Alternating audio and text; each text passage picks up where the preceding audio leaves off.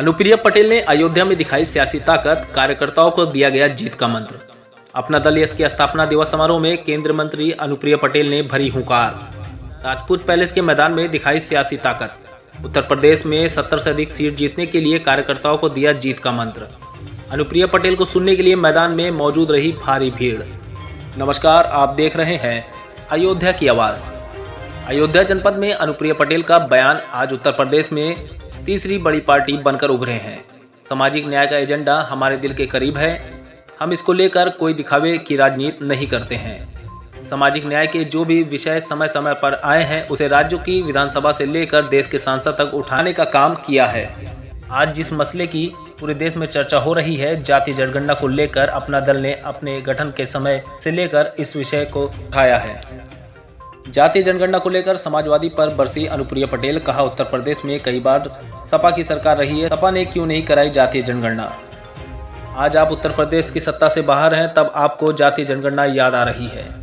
2024 के लोकसभा चुनाव पर बोली अनुप्रिया पटेल। कहा, हम एनडीए के घटक हैं, भाजपा के साथ मिलकर चुनाव लड़ेंगे।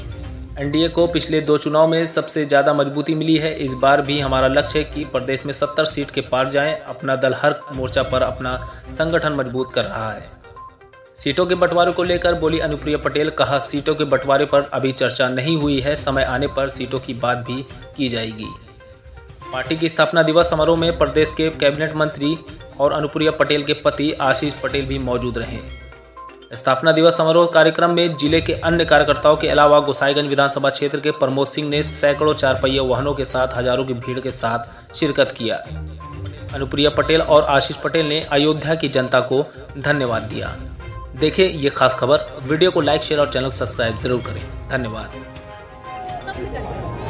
अभी आपने मंच पे जातीय जनगणना की बात कही थी, क्या उसके पक्षधर हैं आप? अपना दल अपनी स्थापना के समय से निरंतर जातीय जनगणना का पक्षधर है। हमारा मानना है कि जातीय जनगणना के माध्यम से भारत में निवास करने वाले विभिन्न जाति समूहों के प्रामाणिक आंकड़े सरकार के और देश के सामने आएंगे, जिससे शासन सत्ता में सही ढंग से नीतियों का निर्धारण भी होगा और योजनाओं का लाभ भी उन लोगों तक पहुंचेगा जो अभी तक विकास की रोशनी से वंचित रहे। और लोकतंत्र समावेशी हो, सशक्त हो, इसके लिए ज़रूरी है कि जनगणना के अलग अलग जातियों के जातीय जनगणना के माध्यम से सही आंकड़े सामने आए। जब हमारे पास सभी जाति समूहों के सही आंकड़े होंगे, तभी हम लोकतंत्र के सभी स्तंभों में उनकी भागीदारी को भी सुनिश्चित कर पाएंगे और लोकतंत्र को अधिक समावेशी भी बना पाएंगे। अच्छा, अभी आप जातीय जनगणना को लेकर आपने आवाज तो उठाया है, लेकिन लग नहीं रहा कि आपकी सरकार जातीय जनगणना कराने जा रही है, तो आगे आप क्या करें? देखिए, ऐसा है कि मोदी जी की सरकार ने लगातार अब 10 वर्ष देखिए तो ऐसे कई काम हुए हैं, ऐसे कई ऐतिहासिक फैसले हुए हैं जिनकी लोगों ने कभी कल्पना भी नहीं की। जब संविधान संशोधन आया और पिछड़ा वर्ग आयोग को संवैधानिक दर्जा दिया गया, किसी ने कल्पना नहीं की थी, क्योंकि 10 साल से ये मांग उठ रही थी, लेकिन किसी ने इसके बारे में सोचा भी नहीं। लेकिन हमारी सरकार ने संविधान संशोधन लाया और राष्ट्रीय पिछड़ा वर्ग को आयोग को संवैधानिक दर्जा देने का काम किया। सरकार ने जब महिला आरक्षण इंट्रोड्यूस किया, तब भी किसी को कल्पना नहीं थी कि ये भी हमारी सरकार पास करा ले जाएगी। तो ऐसे बहुत सारे फैसले हुए हैं मोदी जी की सरकार में जो लोगों की कल्पना में ही नहीं थे, उसके दायरे के बाहर थे। तो समय का इंतजार करिए, एक बहुत सही समय आने पर सही काम होगा। अभी आपने मैम एक उठाया था मामला कि हम जो है वो पिछड़ा वर्ग मंत्रालय की बात कर रहे हैं, तो ये मांग आपकी प्रधानमंत्री कितना सहमत है, कहाँ तक आपकी मांग पहुँच रही है? देखिए, मैं अपनी बात जो भी कह रही हूँ, हमारी बात संसद से लेकर भारतीय जनता पार्टी के शीर्ष नेतृत्व तक हमारी मांगे स्पष्ट रूप से हम बता चुके हैं, उनके जानकारी में है।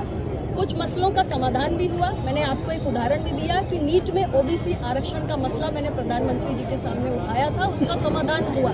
उसी प्रकार से ये मसला भी हम निरंतर उठा रहे हैं। समय आ गया, इसका भी समय आएगा। प्राण प्रतिष्ठा को लेकर आपने कहा कि आपको मालूम नहीं है, आपके प्रधानमंत्री अभी कंस्ट्रक्शन चल रहा है, तो क्या कंस्ट्रक्शन चल रहा है। समझे कि सरकार में बहुत मतभेद है? ऐसा कुछ भी नहीं है। सरकार एकदम बढ़िया तरीके से, स्मूथ तरीके से काम कर रही है। पीएम साहब हमारे लीडर हैं, उनके नेतृत्व में हम सब काम कर रहे हैं। उत्तर प्रदेश से सबसे ज्यादा मजबूती हमारी सरकार को फिर से मिलेगी। और वो यहाँ जो शामिल होने आ रहे हैं उसके बारे में आप क्या कहना चाहेंगे? प्रधानमंत्री जी 22 तारीख को। प्रधानमंत्री जी का कार्यक्रम है, लगेगा आएंगे, वो तो आते हैं, यूपी तो लगातार आते रहते हैं, उसमें क्या कहना है? अगर आपको बुलाया जाता आप आएंगे? अरे बुलाया जाएगा तो क्यों नहीं आएंगे?